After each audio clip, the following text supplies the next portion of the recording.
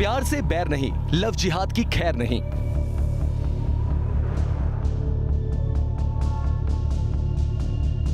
UP में love जिहाद की दुकान पर ताला।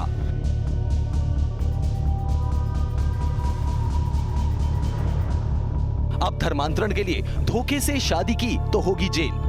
बेटियों को बहला फुसला करके लोग प्रलोभन दे करके नाम बदल करके शादी करके उनको अधर में छोड़ देते थे, इसलिए कानून लाया गया।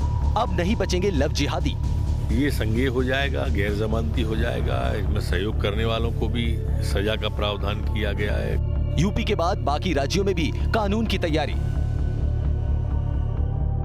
लव जिहाद पर एक देश एक कानून की मांग। प्यार का नाम धर्मांतरण का काम अब नहीं चलेगा।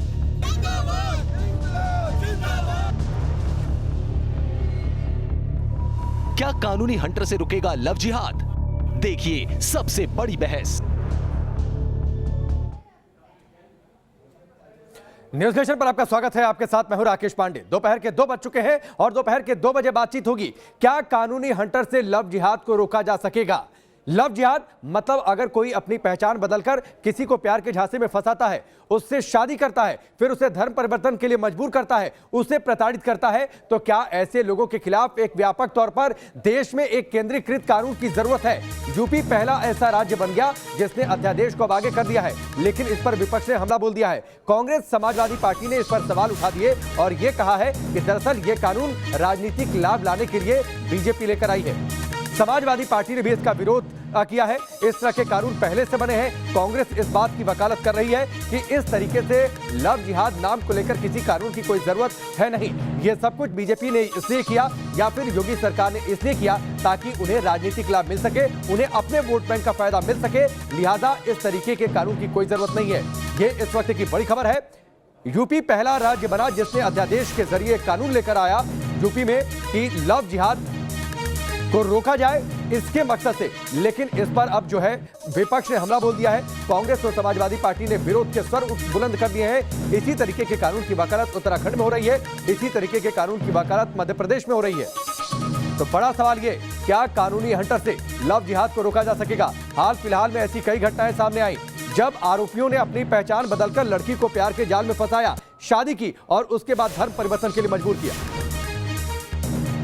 देखिए, लव जिहाद के नाम पर भारतीय जनता पार्टी की सरकार केवल अपना पॉलिटिकल एजेंडा सेट कर रही है, जबकि हमारे संविधान में, कानून में पहले से भी इन अपराधों के लिए सजा है, धाराएं हैं कि अगर कोई, मुझे नहीं लगता कि कोई भी ये चाहता है कि कोई किसी से जबरन शादी करे। अगर अपनी पहचान छिपाता है, धर्म छिपाता है, जाति छिपाता है, तो अपने आप में अपराध है।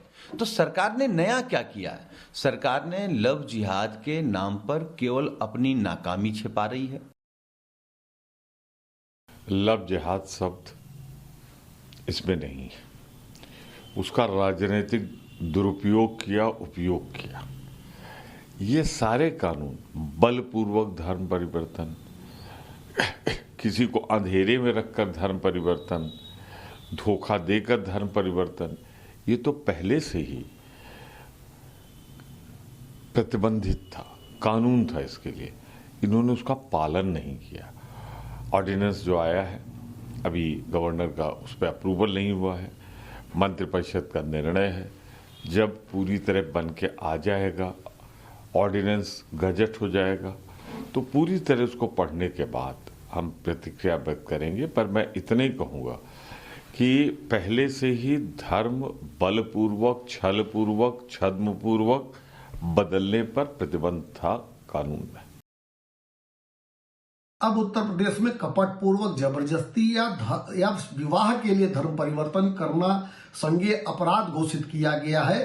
अर्थात अब ऐसे लोगों की उत्तर प्रदेश में खैर नहीं जो लव जिहाद कर रहे हैं, उत्तर प्रदेश की बहन बेटियों के सम्मान के साथ खिलवाड़ करते हैं। और अब व्यक्तियों के साथ साथ वो संस्थाएं भी दोषी मानी जाएंगी, उनके ऊपर भी कार्रवाई की जाएगी जो सामूहिक धर्म परिवर्तन विरुद्ध कराती हैं। प्यार और रिश्ते अगर विश्वास का प्रतीक है तो इसमें धोखे की गुंजाइश नहीं होनी चाहिए, लेकिन अगर इसमें धोखेबाजी की बातचीत आती है तो आखिरकार इसके लिए एक सख्त कानून की जरूरत क्यों नहीं पड़नी चाहिए, और अगर ऐसे कानून की जरूरत अगर है वाकई में तो इसका विरोध क्यों। हमारे साथ कुछ मेहमान जुड़ चुके हैं, उनसे हम चर्चा करेंगे। सबसे पहले आपका परिचय इन मेहमानों से करवा देते हैं। मुफ्ती मौलाना नदीमुद्दीन साहब हमारे साथ जुड़ चुके हैं, जो कि अध्यक्ष हैं ऑल इंडिया उलेमा काउंसिल के। अश्विनी उपाध्याय जुड़ चुके हैं, जो कि याचिका करता है। नीरज शर्मा हमारे साथ जुड़ चुके हैं संविधान विशेषज्ञ के तौर पर, उनसे भी हम जानेंगे कि क्या इस तरीके के कानून से लव जिहाद की घटनाओं को रोका जा सकता है। लव जिहाद की एक पीड़ित भी हमारे साथ जुड़ चुकी हैं, उनसे हम जानेंगे क्या कुछ उन्होंने झेला है और किस तरीके से उनके साथ धोखा हुआ प्यार के नाम पर। लेकिन उससे पहले कुछ आंकड़ों के जरिए, ग्राफिक्स के जरिए कुछ तस्वीर हम आपके सामने स्पष्ट कर देना चाहते हैं, उसके बाद इस चर्चा की हम शुरुआत करेंगे।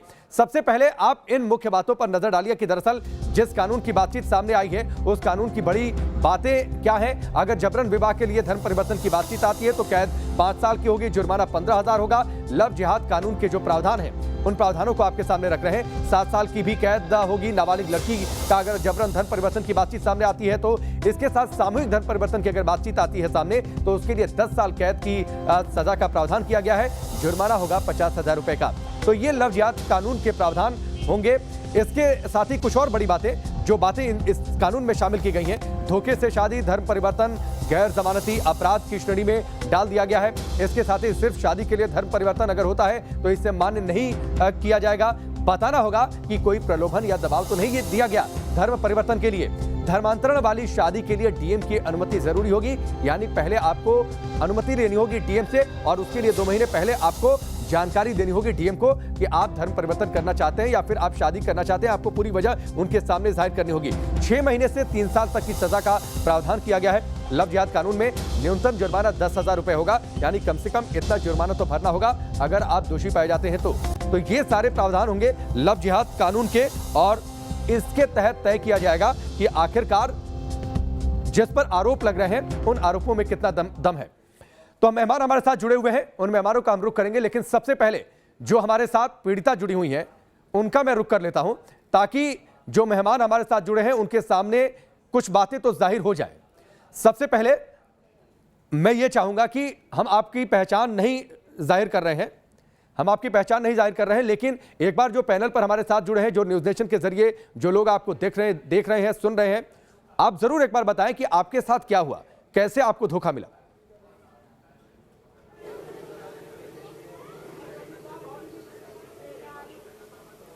सर मेरे साथ ये हुआ था, मैं 2013 में बीएड कर रही थी, उसी दौरान ये लड़का मुझे कॉलेज आते जाते रास्ते में मिला है। फिर इसके बाद इसने अपनी बातों से मतलब अपना नाम सचिन शर्मा बताकर इसने बातचीत स्टार्ट करी है और सिंपैथी दिखाते हुए इसने मुझसे सहानुभूति दिखाते हुए बातचीतें स्टार्ट की हैं। फिर अपनी बातों में बहला फुसलाकर धीरे धीरे इसने बातें ऐसे करते करते अपनी बातों में बहला फुसलाकर ये मुझे नोएडा ले गया। 1 साल बाद नोएडा में इसने मुझे रखा, मोमडन एरिए में, मोमडन बस्ती में, मोमडन के मकान में। उस मकान के सामने एक मस्जिद भी थी, तो वहाँ पर मतलब कुछ टाइम बाद इसकी एक्टिविटी में मुझे थोड़ा डाउट होता था। और फिर मैंने इसको मस्जिद में जाते हुए देखा, फिर पूछा कि तुम हिंदू हो, मस्जिद में क्या करने गए हो। तब इसने मारा पीटा और बोला कि मैं मोमडन हूँ, तुम्हें भी मोमडन ही बन के रहना पड़ेगा। उसके बाद से इसका बिहेवियर मेरे प्रति पूरी तरह चेंज हो गया। हमेशा मारपीट करता था, ज़बरदस्ती नॉनवेज खिलाता था और बोलता था तुम मुस्लिम हो गई हो, तुम्हें गाय का मीट खिलाया, भैंसे का मीट खिलाया। 1-2 बार तो ये मस्जिद के मौलाना वो मौलवी साहब को लेकर आए कि इनके साथ संबंध बनाना है, और कई तरह तो मैंने अपनी जान बचाई है, किसी तरह अपनी इज्जत बचाई। फिर ऐसे करते करते मतलब कुछ, यानी आप ये कहना चाहती हैं कि पहले इसने आपसे संपर्क किया सचिन शर्मा बनकर, बाद में इसकी पहचान मतलब मुस्लिम के तौर पर निकली, बाद में इसका नाम क्या निकला? हाँ जी, हाँ। जब इसकी असली पहचान आपके सामने आई? हाँ, इसका नाम साहिल अली निकला। साहिल अली निकला, ठीक है। हाँ। अब मैं चाहूंगा अपने मेहमानों का इसका बिहेवियर पूरी तरह चेंज हो गया जब इसकी असलियत सामने आ गई। हाँ, ठीक है। मुफ्ती मौलाना नदीमुद्दीन साहब, आपने इनकी बातें सुनी, आपको नहीं लगता है कि वाकई एक केंद्रीकृत कानून की जरूरत है ताकि ऐसी घटनाएं रुके?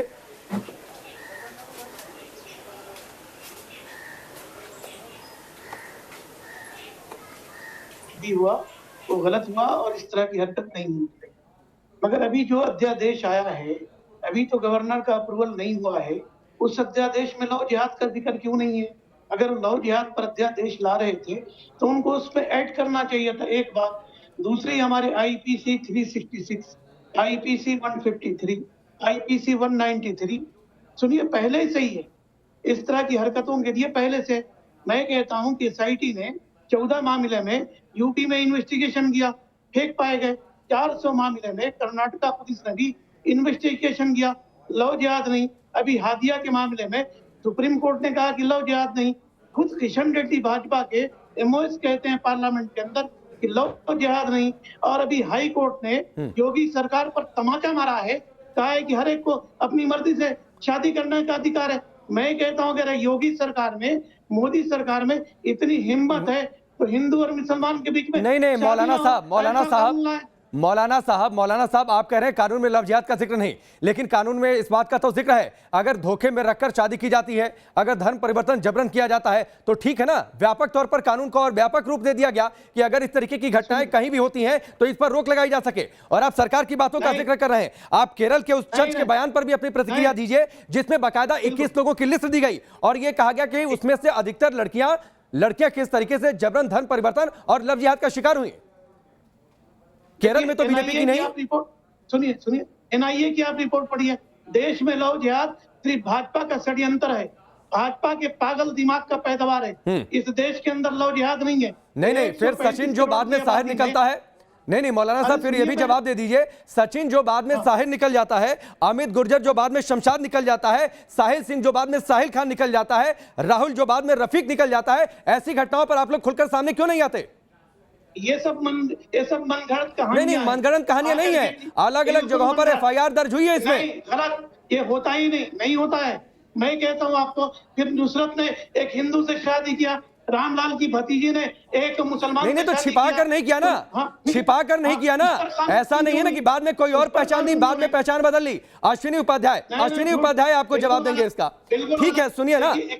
नहीं एक मिनट, अश्विनी उपाध्याय जवाब दीजिए। इक्का दुक्का अगर कहीं वाकया होता राजेश जी तो एक चीज मैं बताऊं, इक्का दुक्का वाकयात को जिस तरीके से उछल कूद मची हुई है पिछले 2 दिन के अंदर, जिस तरीके से ये लोग 5 फीट जमीन से 5 फीट ऊपर उछल रहे हैं, उससे ये पता चल गया है कि वास्तव में लव जिहाद बहुत गंभीरता के साथ था।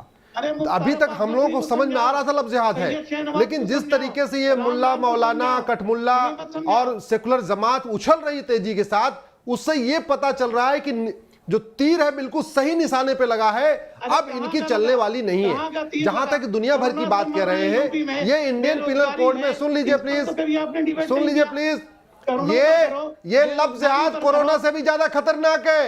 ये लव जिहाद कोरोना से भी ज्यादा खतरनाक है, मैं बता रहा हूं आपको। और ये कोरोना तो देश के कुछ राज्यों में है, ये लव जिहाद पूरे राष्ट्र में है, पूरे देश में है ये। इसीलिए मैंने PIL फाइल किया है। मैंने PIL फाइल करके यही बोला हुआ है कि ये कोरोना से भी ज्यादा खतरनाक है लव जिहाद। इसका एंटीडोट बनाना जरूरी है, इसको गंभीर अपराध घोषित करना और राष्ट्रीय स्तर पे कानून बनाना बहुत जरूरी है। हमारी इसीलिए मांग है जो मैंने कोर्ट में PIL किया है। सेक्शन 493 में ये तो लिखा हुआ है धोखे से विवाह करने पे 10 साल की सजा होगी, लेकिन 493 में ये नहीं डिफाइन किया गया कि धोखे से विवाह का मतलब क्या। फर्जी स्टैम्प पेपर लेना, फर्जी गवाह लेना या फर्जी कागज बनवा के विवाह निकाह करना, उसमें यह नहीं लिखा गया कि जाति भाषा पहचान छुपा के अपना विवाह करना। सेक्शन 493 में अमेंडमेंट करना जरूरी है। आईपीसी ऑलरेडी रिव्यू की जा रही है। अश्विनी उपाध्याय एक बात बता दीजिए, दिया हुआ है। अश्विनी उपाध्याय एक बात बता दीजिए, क्या इस तरीके का प्रावधान हो जाएगा, एक कानून बन जाएगा? आप 493 का जिक्र कर रहे हैं, उसमें से पहले से यह है कि अगर कोई धोखे से शादी करता है तो उसको 10 साल तक की सजा हो जाएगी। तो धोखे से शादी मतलब धोखे से पहचान छिपाकर शादी करना भी तो उसी परिभाषा में आ गया ना, फिर एक अलग कानून की जरूरत क्या? और मौलाना साहब ने एक बात तो ठीक कही, फरवरी में केंद्र सरकार की ओर से यह कहा जाता है, जी किशन रेड्डी कहते हैं कि किसी भी केंद्रीय एजेंसी ने आज तक कोई ऐसा मामला रिपोर्ट नहीं किया जिसमें लव जिहाद की बातचीत सामने आ जाए। बिल्कुल ठीक। मुझे राकेश जी 1 मिनट टाइम दीजिए, मैं एकदम क्लियर कर देता हूं। देखिए, गृह मंत्रालय जो बयान देता है वो एनसीआरबी के डाटा पे देता है। एनसीआरबी का जो डाटा होता है वो थाने से उठाया जाता है और थाने में वही चीज रिकॉर्ड होती है जो ऑलरेडी आईपीसी में डिफाइन हो।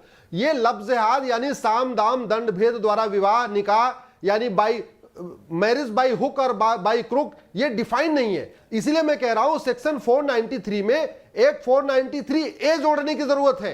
और लव जिहाद और धर्मांतरण ये एक ही सिक्के के 2 पहलू हैं। आदमी शादी करे या केवल धर्मांतरण कराए, क्योंकि धर्मांतरण बहुत सारी मिशनरीज भी कराती हैं, वो शादी नहीं करती हैं। तो एक तो हुआ लव जिहाद, जहां आपने धर्मांतरण करा दिया शादी करने के लिए फर्जी धोखा विवाह के करके। दूसरा है केवल धर्मांतरण, दलितों का धर्मांतरण, गरीबों का धर्मांतरण। दोनों में इस राष्ट्रीय स्तर पे कानून की जरूरत है।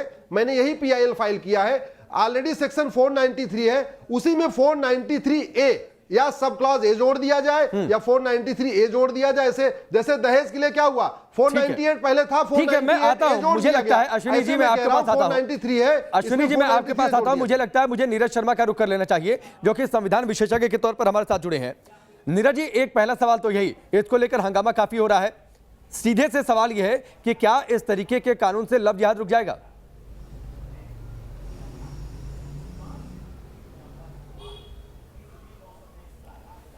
पहले मैं स्पष्ट कर दूं कि मेरा नाम नीरज शर्मा नहीं, नवीन शर्मा है। जी नवीन जी, माफी, नाम को लेकर थोड़ा सा कंफ्यूजन था। नवीन शर्मा जी। हाँ, कोई नहीं, नवीन शर्मा। मैं नमस्कार करता हूं सभी को। और इस बारे में मेरा कथन यही है, मेरा कहना यही है कि मार्च 2018 में इलाहाबाद हाई कोर्ट ने अपने एक फैसले में कहा कि अगर किसी और धर्म से मुस्लिम धर्म में धर्म परिवर्तन होता है तो वो किसी दावे और अधिकार के लिए होता है तो वैध नहीं होगा। उसके लिए आस्था तात्कालिक नहीं होनी चाहिए। मुस्लिम धर्म में आस्था एक अच्छे टाइम से होनी चाहिए। उस फैसले पर ही माननीय उच्चतम न्यायालय ने, माननीय सुप्रीम कोर्ट ने मोहर लगाई लिली थॉमस नामक वाद में, जिसमें माननीय उच्चतम न्यायालय ने यह व्यवस्था दी कि सिर्फ शादी के लिए किया गया धर्म परिवर्तन या तात्कालिक धर्म परिवर्तन अगर किया गया है तो ऐसी शादी वैध नहीं होगी। मुस्लिम धर्म में आस्था एक लंबे समय से होनी चाहिए। लेकिन साथ के साथ सुप्रीम कोर्ट ने ऐसी भी व्यवस्था दी है, मार्च 2018 में केरल हाई कोर्ट ने एक इंटरकास्ट मैरिज को अवैध करार दे दिया था, वॉइड डिक्लेयर कर दिया था। तो सुप्रीम कोर्ट ने यह होल्ड किया, केरल हाई कोर्ट के फैसले को अपसेट करते हुए ये कहा कि दो बालिग किसी भी धर्म के हों, उन्हें अपना जीवन साथी चुनने का अधिकार है। नहीं, लेकिन समस्या तब होती है नवीन जी, समस्या तब होती है जब आप अपनी पहचान छिपाकर किसी से शादी करते हैं और शादी के बाद आपकी पहचान कुछ और निकलती है। जी मैं उसी पर मैं एक उसी बात पर आ रहा हूँ। जहाँ तक अभी एक राज्य सरकार द्वारा कानून अध्यादेश लाने की बात है और आगे कानून बनाने की बात है, तो हमारे संविधान में 3 सूचियाँ हैं। एक है सेंट्रल लिस्ट, एक स्टेट लिस्ट, एक कॉमन लिस्ट। केंद्र की सूची, राज्य की सूची और समवर्ती सूची। तो अगर किसी राज्य सरकार के संज्ञान में कुछ ऐसे मामले आते हैं कि जहाँ पर अपनी पहचान छुपाकर, नाम बदलकर किसी को उकसाया गया हो, फुसलाया गया हो और उससे उसी आधार पर, क्योंकि आजकल टेक्नोलॉजी का जमाना है, लोग अपने प्रोफाइल बनाकर अपना नाम बदलकर इस तरह से शादियां कर लेते हैं। ठीक है, तो वो गलत है। उसके ऊपर राज्य सरकार को पूरा हक है कि वो ऐसे कानून बना सके, एक्शन ले। ठीक है, ये सवाल अपनी जगह, आगे हम आपसे इस पर बातचीत करते रहेंगे कि क्या धोखाधड़ी से अगर शादी होती है तो इसको रोकने के लिए पहले से कोई कानून है या फिर नहीं है, या फिर वाकई लव जिहाद के खिलाफ किसी ठोस कानून की जरूरत है केंद्रीय स्तर पर। इस पर मैं आगे चर्चा करूंगा, लेकिन एक बार फिर जो पीड़िता हमारे साथ जुड़ी है उनका मैं रुख करूंगा। और मौलाना साहब थोड़ा ध्यान से सुनिएगा और समझने की कोशिश करिएगा इनके दर्द को, जो उन्होंने उस तथाकथित सचिन शर्मा, जो कि बाद में साहिल निकलता है, उसके साथ रहकर झेला। एक बार मैं चाहूंगा मौलाना साहब को अपनी आप बीती जरूर सुनाएं।